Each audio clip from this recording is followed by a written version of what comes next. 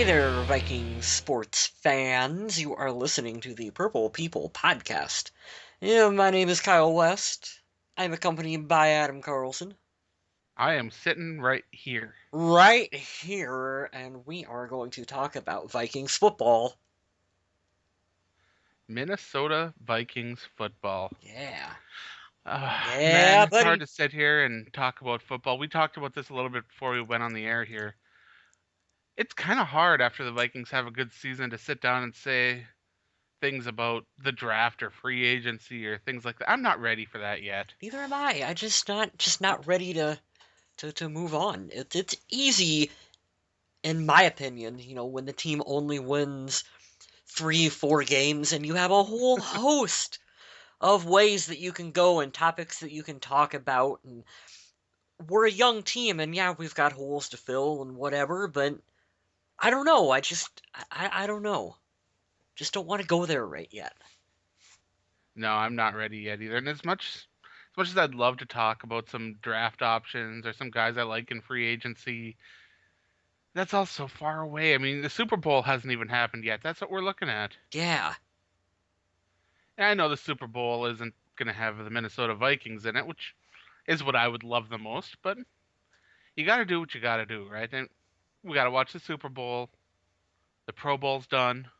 We will talk about the Pro Bowl. We're gonna Yeah. discuss that, especially since this is episode number 189.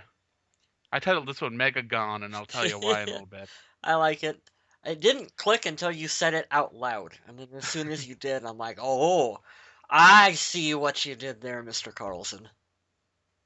Yeah, but we'll get into plenty of draft and free agent speculation later. But for now, the quick hits. NFL.com's Gil Brandt, smart guy. I like a lot of his Mm-hmm. analysis. He has declared that the Minnesota Vikings have a top five biggest Super Bowl window, which means that the team is young, there's a lot of young talent developing, and he feels that this team can be a contender for quite a while. I agree. That is a really solid, accurate analysis of this team. If they continue to do what Rick Spielman has been doing, and that is solid drafts with just big, athletic, talented players on whatever position it is, and you bring in a few, maybe veteran free agents and maybe not the big contract guys, but your second tier, your stars like your Captain Munnerlin, your under the radar signings like Linval Joseph, True. huge signing from Minnesota. They continue, Tom Johnson, lots yeah, of those Tom guys, yeah. Johnson. You continue to do things like that. Hey man, the outlook for this team is just spectacular. When you look at the youth on that defense and how strong this defense is already, Hmm. they're still growing and clicking together, and they're just going to keep getting better. Hmm. And a lot of the pieces of this Vikings offense is really young, too. And it's exciting because we haven't had this situation for a long time in Minnesota. If you guys remember back to, recent years when this team has been good, it's been done through veteran free agents who Has, were, yeah. yes, who were at, you know, maybe peak of their career or tail end of their career in the terms of guys like Brett Favre, who you had short windows of opportunity when you brought them in. Yeah, And you're bringing in guys like Hutch and other guys, mhm, just trying to see what you got left. And that can work. You can do it. You can make a run of it, but you also seen the flip side of when that collapses. You have 2010 for the Minnesota Vikings, where when it's it true. when it's over, man, it is just over. You hold on to that for too long, it gets ugly. I'm super excited to have a group of guys that are growing and developing together. It's why we love Teddy Bridgewater so much. It's true. Speaking of young, talented guys on the defense, ESPN's Ben Gosling says that fans should not expect cornerback Josh Robinson to stay with the Vikings. Now, I know that we've been a little hard on Josh Robinson in the past, and I know that I constantly, well, maybe not constantly, but I often remind fans that I do play Xbox Live with him once in a while. He's a good guy. We've taken some flack for Josh Robinson posts in the past too. Yeah, yeah, his family didn't like when I copied something Roto World wrote and pasted it It up, was but was not too kind, and we don't use Roto World, I think, as a source anymore. no, definitely don't. No. Even though I like the talented Mr. Roto, he's got some good information sometimes. I'm definitely not going back to that well Yeah, again. that was interesting to be called out by. Josh Robinson's still a fast young corner, and I think that maybe in a different type of situation he could flourish, but I don't really see him sticking here in Minnesota. He won't get the kind of deal he wants here. He won't see the kind of playing time he wants in Minnesota. It feels like the right time for the two parties to part ways, even though personally I like the guy. He's made some silly comments in the past, but Mhm. haven't we all? Time for a change of scenery. He will benefit Yeah. from going to another team, another system, be freshly motivated. Speculation, it's hard telling what happened with the injury and whether or not it was severe enough for him to be put on IR, or if that was a way to kind of stash him in case of emergency. And I don't know precisely what went down. I thought that that was kind of a weird, odd situation, I think, Was strange. for all parties to be involved in. So when it came out that he was not expected to return to Minnesota in 2016, I'm not really surprised for that. Now, if he and Terrence Newman don't return, the Vikings could be looking to make a move at cornerback either in free agency or the draft, and Mhm. that could be something to keep an eye on. Could be fun. I think even if Terrence Newman does come back, which I'd say there's good probability based on how he played that he'll be back. We know that Trey Waynes. Well, we don't know anything, but I we assume can that he will be speculate. starting. Yes, we can speculate that Trey Waynes will be starting, and that if the veteran Terrence Newman comes back, be more of a backup reserve role. But I think either way, you're going to be looking at picking up another kind of veteran-ish talent, Oh, or Marcus Sherrills. yeah, Marcus Sherrills, or another mid-round draft pick at that competition, just based on numbers, and injuries, and you just have to have people. It's true, you got to fill it somehow. Hmm. Definitely do. In former Vikings news, you guys remember first rounder Kenichi Udeze from back in the day? I do. He was the one that unfortunately got hit with leukemia and cut his career short for the Vikings, and Yeah, he we was will forced out never of the league never quite not know earlier what than he hoped. happened with him, or what could have been It, with him, I mean. yeah, it stinks to know what could have been because when he was on the field, he was effective. I see him show. He was a guy that you could see a Mhm. lot of potential I in. see him show up all the time on those lists of top 10 worst draft busts in the history of It's not Minnesota warranted. Vikings, and he always gets on there, and I understand it, he was a high round draft pick, but that's different than drafting a Jamarcus Russell who just doesn't give a crap and ain't gonna Right. play and didn't give effort. It's a guy who had, you know, leukemia. You can't fault him for that. So I, No, and when he mhm, was available, he was a player that made a he difference. did. But now he's moved on and he is the defensive line coach for USC, a high profile school, the school he attended Hmm. coming through. He has talked about how much he loves USC because of how much they've done for him in the past, and he's happy just to give back to the school. So it seems like it's awesome. He's able to go back to the thing he loves, football, back to the school he loves, USC, and be a coach and help these young guys maybe go on to do great things in the NFL. Hmm. I'm really happy and excited for him on this one. I know it's one of those news stories that you read and you're kind of like, no big deal. Some former Vikings player is a new coach, but it really is kind of inspirational to me. It is. The guy's battled a lot in his career, and I wish him the well here. With the new defensive line coach. Absolutely. Hmm. Have you seen those pictures of Cam Chancellor's hands that are still chipping away from the game at TCF, the wild card game? I did. It looks like someone should have wore gloves. It is pretty darn nasty. Yeah. I mean, I knew that game was cold, and I personally wasn't there. I should have been. It was one of those things where if I had any money at all at that time, I'd have packed everything up, hopped in the car, and drove and went. But for some reason, I wasn't ready for a Vikings playoff berth yet. So Here's my question. What was Cam Chancellor doing that was different from everyone else? When he went to the sidelines, instead of standing in front of a space heater, did he have like a bucket of Gatorade that he dipped him into? Like what? Maybe he just held on to that, that bottle of water the whole game or Yeah, something. Didn't moisturize, didn't wear gloves. I don't know, man. But yeah, his face. It looks nasty. A lot of websites are comparing it to The Walking Dead, the way all his skin's peeling off, and I was like, that's a little far, but Not quite, it's a fun not quite comparison, but it's not that quite bad of an accurate. injury, but It was weird, but it was something notable anyway. mhm. To remind people what those How players went cold through. It that was game was, crazy. and not to bring up the miss again, but you know how hard it probably had to be to kick a frozen football like that? I mean, come on. Guys are out there getting their hands, just skins peeling off based on the cold. You can't tell me those footballs weren't froze solid. Yeah, it couldn't have been easy, that's for Hmm. sure. Now I know you guys might not remember the story that I told during the first episode of the Purple People podcast, but I am originally from Duluth, Minnesota. And that is why it's really exciting that Polaris Vikings Winterfest is coming to Duluth, Minnesota, February 19th through the 21st. There will be Vikings players, former Vikings players, cheerleaders, events, drawings, a whole bunch of really cool things.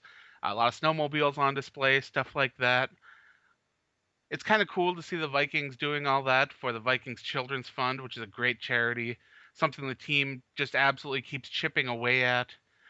And although there's never any end in sight for a charity like that, the more you can help, the more you can do, the better. And to me, it's fun to see the team travel a bit north for this. A lot of the time, those events are held in the Minneapolis area or surrounding areas. So to see them come up to Duluth, pretty cool. We'll have to keep all the readers and listeners posted as we get closer to the deadline. Just, another reminder that this is coming up. And I'm always, Registration is open. yeah, I'm always interested to see what former players will show up and whatnot, because anytime you can get an opportunity to go meet some former Minnesota Vikings players, you should do it. I've been to plenty of Yeah. smaller events like that, and it's always fun. Always fun, guys. Even if you don't specifically recognize who they are, show up because you'll get to meet other fans that are pumped and excited and entertaining, and you can get a history lesson about the team and learn something. And they're all, for the most part, great people when you meet them in person and are excited to be there. And it's always fun events to go to. And if you're into cheerleaders, there's cheerleaders there. Yes, that as well, too. Hey, who knows what you might see all the old Vikings offensive linemen there since they got snowmobiles that year that Adrian Peterson rushed for 2,000 yards. Remember that? I do remember that. That's good stuff. It really is. I wonder if Teddy is going to buy the 2016 offensive line snowmobiles if they manage to keep him upright for a season. If I was Teddy, like, come. Teddy's not making Adrian money yet. Yeah, well, you'll borrow it from Adrian or something. My last one is I saved this quick hit for the end because it actually makes me kind of sad. And I don't know why. I have no reason this makes me sad. I should be jumping up and down cheering that ESPN announced that Detroit Lions wide receiver Calvin Johnson will retire from the NFL. I haven't seen an official statement from Calvin Johnson himself, but the word is that he is done with football. I've seen that as well too. I've got mixed emotions on it. I was always been a fan of watching Calvin Johnson. He was an incredible player who made some Absolutely. amazing catches. I'm excited that we don't have to cover him twice a game. I'm talking about the cornerbacks in Minnesota. Do not Right. have to cover Calvin Johnson twice a year anymore for the Detroit Lions. Like that, just think. Now instead of having Xavier Rhodes having to shadow Calvin Johnson all over the field, Xavier can go shut down whoever else they have, and whoever else they have ain't going to be as good as Calvin Johnson. No. Yeah, so that's the positive spin for Vikings fans on that one. The scary part of this is I believe that, correct me if I'm wrong, but Calvin Johnson and Adrian Peterson are part of the same draft class. You are correct. So to see Calvin Johnson hanging it up because of his hurt body, and after everything Adrian Peterson goes through, banging through defensive linemen and linebackers, Hmm. taking hits from safeties, all that kind of stuff, it really helps you put into perspective how much wear and tear and damage these players' bodies get. I respect. And I was just say really quick that I respect his decision to walk away from the game while he has the ability to walk away from the football yeah, game. You know what I mean? And it's kind of sad to say it like that, but hey, it's the truth. we've talked about this with other players too that have retired, decided to quit the game because of their health, Hmm. and being healthy, being able to go on walks with your families, and not sustaining so many concussions that your Hmm. mind isn't right anymore.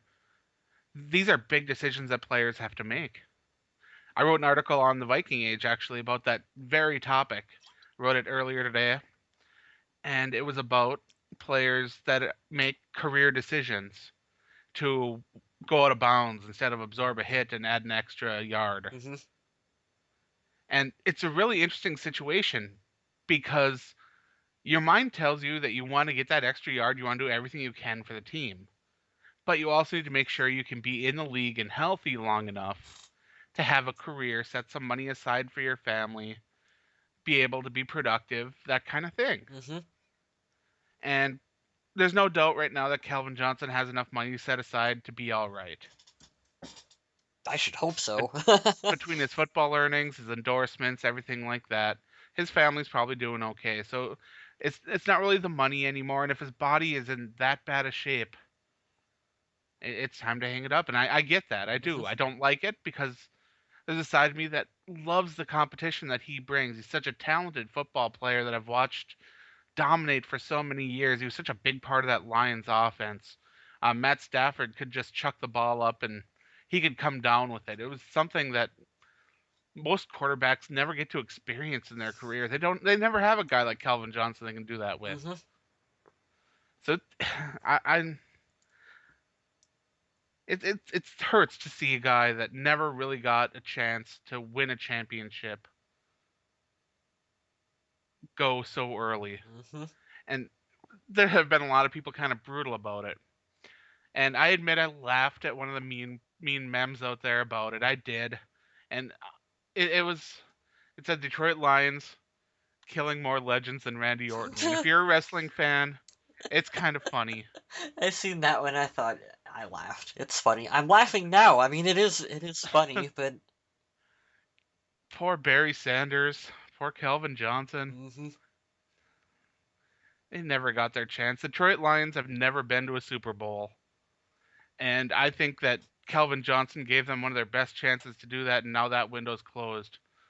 The Lions will have to figure something else out now.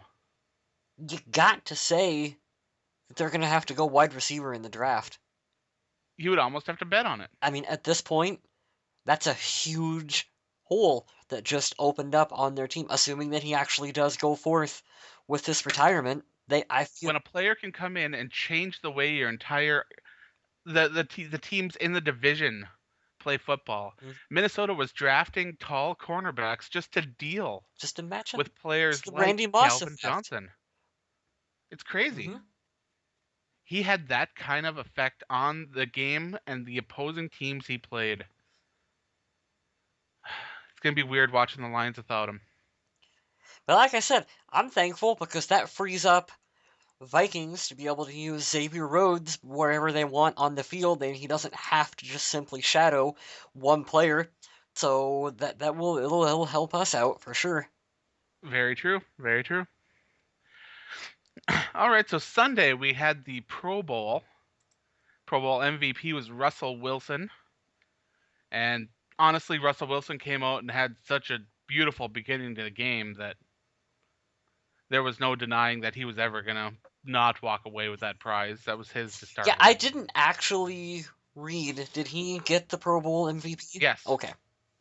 Yes, he did. Yeah, I did not see that. I don't know. I just ended up missing that part, I guess. Teddy Bridgewater had a very solid Pro Bowl. Came out 6 passes caught. He threw 8, 129 yards, 2 touchdowns, 1 interception. The 1 interception was a bomb that was a little short. Otherwise, he did connect on a couple other nice deep ones. Hmm. Pro Bowl Uh, stats, folks. Pro Bowl stats. Where else are you going to go to get this kind of information? Only at the Purple People podcast. well, you got to read off the stats a little bit because it helps people understand what Teddy Bridgewater did in this game. Even people that weren't a big fan of him were texting hashtag Pro Bowl MVP Teddy Bridgewater, which I didn't because I'll be honest, I thought Russell Wilson should have won. I'm that guy. I'm sorry. Hey, I tweeted it out. Yeah, tweeted it out. I'm excited for Teddy. Good young player. I'm excited for him Yeah, too, and I love that he got this opportunity to be around so many other I'm so many other great quarterbacks and wide receivers, and just talent in general. He said yeah. something really interesting during one of the interviews that I thought was fun, where he said that part of it is, he was talking about, I forget what the question was, something about like, what do you get from the Pro Bowl? And he gave the stock answer that you would expect. And then towards the end, he said, and part of it is also making connections with other players who potentially could become free agents in the future. I like that. I like that a lot because that's your quarterback. That's your franchise quarterback being smart, going, I'm surrounded by all this talent, and I'm going to convince them why they should come play with me in Minnesota. He gets a free trip to Yeah, Hawaii, and he uses it to network, exactly. try to bring guys to the team, and talk with the other I quarterbacks, love it. get some tips on how to play. I love Teddy Teddy. Bridgewater is he's a student of the game. We were talking about this while we were watching it, Adam, is that all the other quarterbacks were out there, and yes, Teddy was having fun as well too. You've seen him running around on the Oh, sidelines and sure. whatever. But when he was in the game, man, he looked like he was pretty locked in and taking it really seriously when he was out there on the field. Everyone else was kind of joking and whatever, not Teddy. Teddy was taking that serious. Like that, I bet you if you were to ask him, that interception bothered him. I think it did too. I think it did. And all the quarterbacks threw interceptions other than Russell Wilson. Some of them had multiple. Tyrod Taylor had what, 3 interceptions? Yeah. But trust me, I bet you that bothers Teddy. I don't know if it will bother him to the point that he would go back and watch game film on it. But It was weird though because you'd hear him too. He said, "I left the huddle after the play call, and I knew it was going to be a touchdown." It's the Pro Bowl. it's awesome. I love Teddy. I love Teddy so much. He's thinking this much about the play before he goes to he's diagramming it in his head. He's getting it all put together. Just amazing to see this level of concentration. And that's not to say that he's flawless. That interception was badly underthrown. He could have But gotten a little bit more air under the throw to Allen Robinson. That was a nice long reception. But, of course there are things to nitpick about any player. it's There are. to all the people, to all the haters on that interception that he threw, you gotta remember they're working on generic verbiage for an offense with players that they've been practicing, and I'm making air quotes here, practicing at like half tempo for what, a week together? I I saw the pictures and some of the video from those Pro Bowl practices. That's hilarious. Yeah, they're not. That is not the same kind of practice that you get like in training camp or any of that stuff. So there's no who is he throwing the ball to? I don't even remember who's the target. Allen Robinson? Yeah, I mean, you think they're on the same page? No. Oh no, the long one was I think was AJ Was Green. was it AJ Green? My point is that he's not on the same page with AJ Green. Why would he be? Like why? So maybe Teddy was. Who knows? Who cares? Honestly, who cares? Don't make it into be such a negative Vikings fan base. Like I don't get that. Or it might have been DeAndre Hopkins, who knows. I think it was AJ Green. I think. But either way, it was a good experience all around for Teddy Bridgewater to be around those guys, network, be able to talk a little bit of shop, Hmm. get things figured out. Derek Carr ended the game with 189 yards, 14 for 25. That's a lot of passes. And he had that one amazing pass too. I Yeah, know. that one touchdown and 2 interceptions. Yeah. Uh, to me, the Pro Bowl was hard to watch because of the fans on Twitter. All they were doing was complaining, "This game sucks. There's no effort." I stopped. You know, is the remote control broken to their TV? Can they not change the channel anymore? Go watch Grease Live or whatever else was on. Yeah, If you don't like the product on your TV, don't watch it. exactly. It's We that know, simple. guys, we know that end fourth quarter, especially towards the end of the Pro Oh, Bowl, yeah. was horrible. We all know it was horrible. We, Yep. we, we all know it. What do you expect? What do you expect? Look at the money these guys are making. You know how much money AJ Green has riding on his knees and his shoulders and his arms Like we talked about earlier, and yeah. his body. Is he going to lay out for a pass in the Pro Bowl and risk tearing an ACL, an MCL, get injured, throw out a shoulder? Do you want Teddy to get hurt in the Pro Bowl and miss part of the season? No, you don't.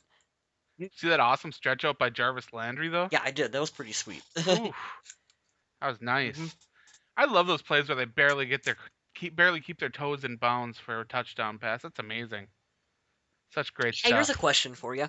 Out of all the rule changes they make at the Pro Bowl, and there's a lot of them, why Yeah. don't they go full on college and only have 1 foot in bounds for a catch? Why in the Pro Bowl is it 2 feet in bounds? I think they don't want to change it too much. Well, Jesus, they do it. I mean, there's a lot of rule changes for the Pro Bowl. In my opinion, I think they ought to just go like college, 1 foot in bounds. There's no. Why is there booth reviews and coaches challenges in a Pro Bowl? There's no. It's still a game. I. There's money on the line for these guys. I don't know. I don't. What was it? The winning team gets 50 something and the losing team gets 20 something $1,000. Yeah, I'm sure, but man, from a fan's perspective, man, there's no reason for for booth review. Okay, keep your booth review. Coaches challenge, no. We don't need coaches challenges in the Pro Bowl. We don't need it. Adrian Peterson for Team Rice carried the ball 5 times for 4 yards. He had the longest rush of 2 for the day. Hard for running backs in the Pro Bowl.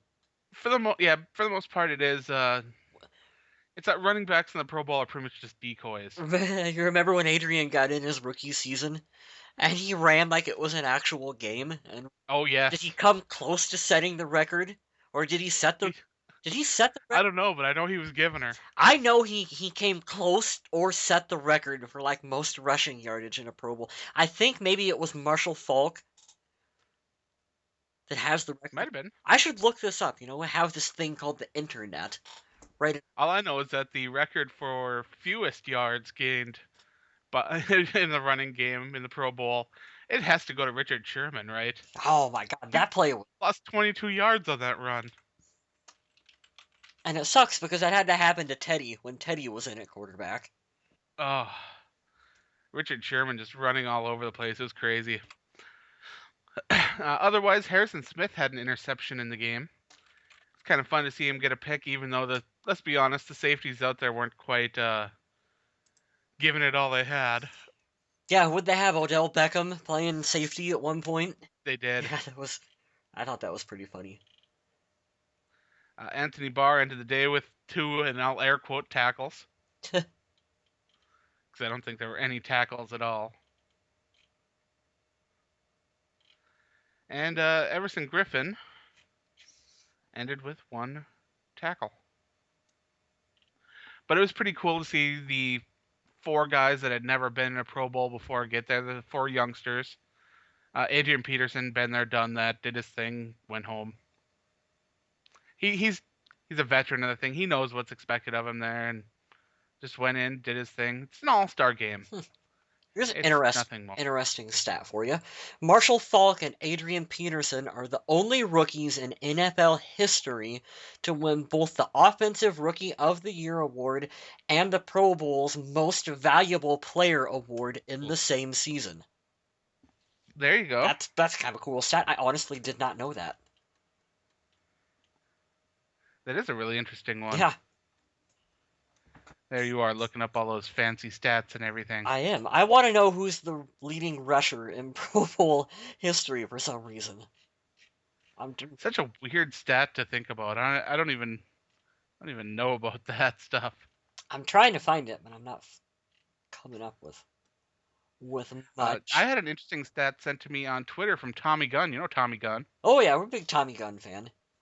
Yeah, he sent me this message that said Teddy Bridgewater is the first Pro Bowl touchdown pass by a former University of Louisville player since January 12th, 2000, January 12th, 1964. Oh, You want to guess who threw that touchdown pass? I have no idea. Johnny Unitas. Well, there you go. I gotta admit, I didn't know that Johnny Unitas went to Louisville. It's one of those things that I guess I just never knew. So overall, the Pro Bowl, it wasn't watchable for some, maybe. I mean, maybe you just have to have a certain mindset to go into the game. Personally, I had fun watching it. I didn't take it seriously. It's just an all-star game with people out there having fun. If you are watching it to see football action, you're going to be severely disappointed. I had some fun Pro Bowl stats. Can we end on some fun Pro Bowl? Well, we still got social media, but Yep, we'll do we this should in social media and we are we should done. do some fun, just kind of Pro Bowl stats because I got some right here that are Vikings related that we can do pretty quick. For rushing, for yards gained, it was 180, and that was by Marshall Faulk in Oh, geez. 1995. He had 180 yards in the Pro Bowl. Um, touchdowns would have been Adrian Peterson with 4. There you go. There was I seen Randy Moss. Yeah, Randy Moss, 212 yards gained in 2000. Wow. That is pretty exactly what you would expect from Randy Moss in a game where they don't play defense and they just chuck the ball up as far down the field and nobody tackles. It's a great game for wide receivers and Oh my quarterbacks just God. chucking the ball. Great game. No blitzing. No stunts on the defensive line where there's not supposed to be, but they got away with it on a couple plays there. Fewest points scored was by the AFC in 1984, where they scored a grand total of 3 points. Ooh. Was that the season that they had the lockout? I don't know. Was it the 84 season? I don't remember either. Social media question. I asked you guys on the podcast Facebook page, which we haven't been updating very much lately, and I apologize. I've been really busy getting ready for the start of The Walking Dead, and I had some assignments over on the Viking Age I need to take care of, and I take care of the Facebook over there. But we're going to try to do a little bit better there, I That's think, good. right? Yeah, we are. It's been a slow week too. Not much really. No. Maybe we'll just post some pictures of former players and ask you, hey, Hey, what do you remember think of this remember this picture? guy? Remember him? Here's a player. His team. But we asked you guys, with all the Minnesota Vikings coaching changes, are you afraid too many cooks will spoil the broth?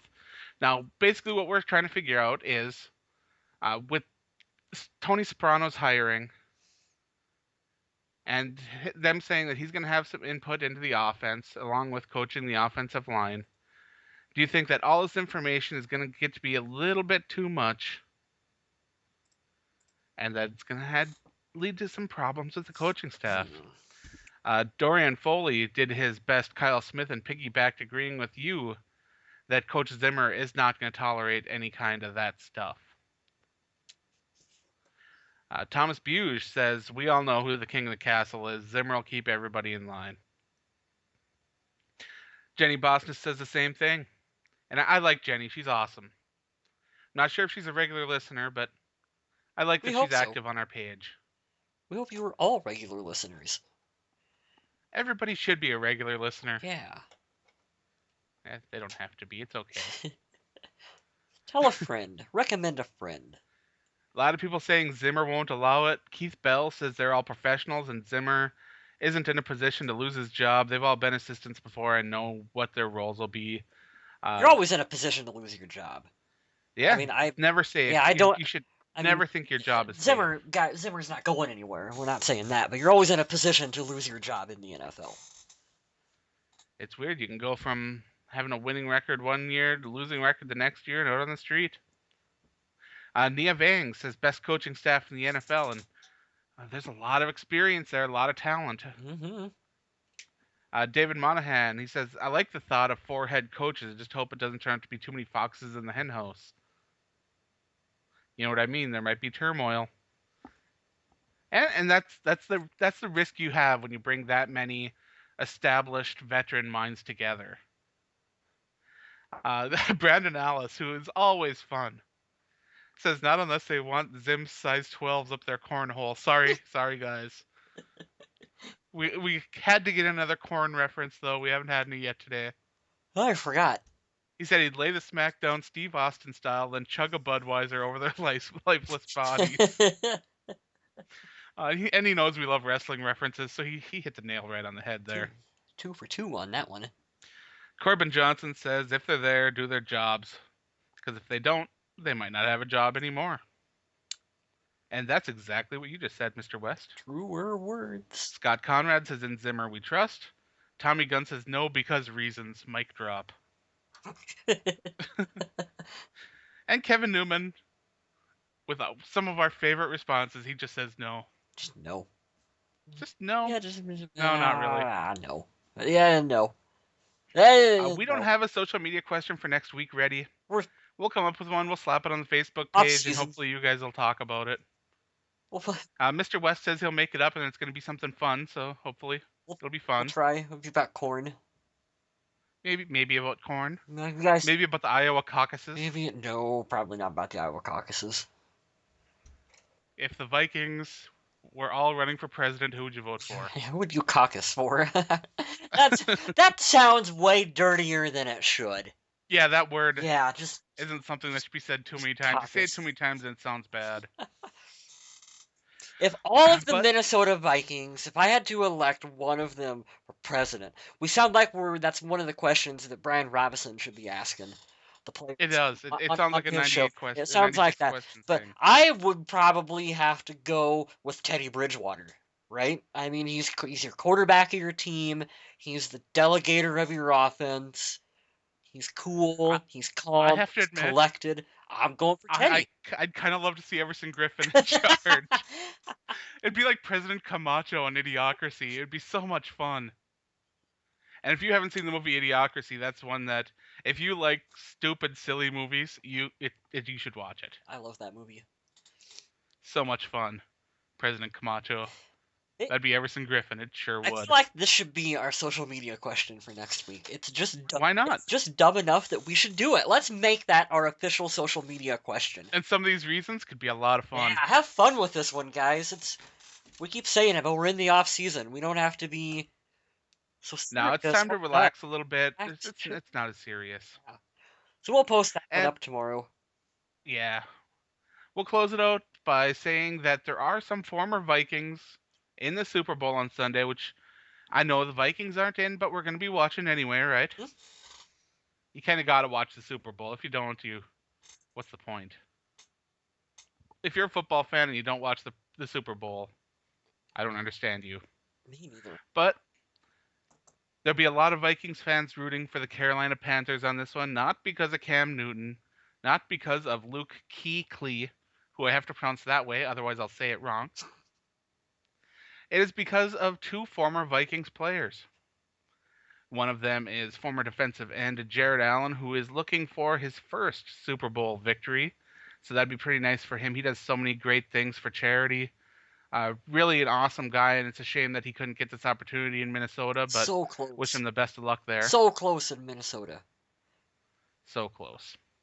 And the other guy is Spider-Man. Joe Webb. Remember Joe Webb? Yeah, I was wondering if Spider-Man was going to throw people off. No, It's been a long time since we've heard that nickname. He was the original number 14, but guess what? We got Diggsy now. Joe Webb can do so many things. It'll be interesting. And remember, if something were to happen, and let's knock on wood, if something were to happen to Cam Newton, it'd be Joe Webb. We got Joe Webb in the Super Bowl, guys. Although I said the same thing in the past when it was Russell Wilson and Tavares Jackson, so who knows? You never know. But enjoy the Super Bowl, guys. And in the meantime, we're going to be on Facebook chatting with you. We're going to be on Twitter at Purple People Pod. I'm going to be writing lots of cool stuff over on the Viking Age. And I just put out, if you're a Walking Dead fan, I just put out a huge article giving a death percentage for every major character on The Walking Dead. Might want to check it out and see if your favorite's gonna. If I think your favorite is gonna die. What's the percentage for Glenn? Spoilers. You'll have to read the Pretty high. You'll have to Just read letting you the know. article, right, Pretty Adam? high. On that note, I'd like to thank everyone for listening. And even though it's the off season, stick with us. We're gonna try to have some fun. And like I said before, it won't be too much longer before we're having a couple guests here and there. Maybe we'll get Mr. Smith back, who I don't know if we didn't even mention that he wasn't here this week. We assume you guys know that he's currently deployed. Yeah, regular listeners know that Yeah. he isn't able to be He'll with be us, but he'll be back when he can get back and get a sturdy internet connection, but he's out there doing the work that either that or we'll find a great replacement and move on from him. One of Oh, Adam, don't you say that. the two. Yes, We'll just but thank you again for listening and stay classy, Minnesota.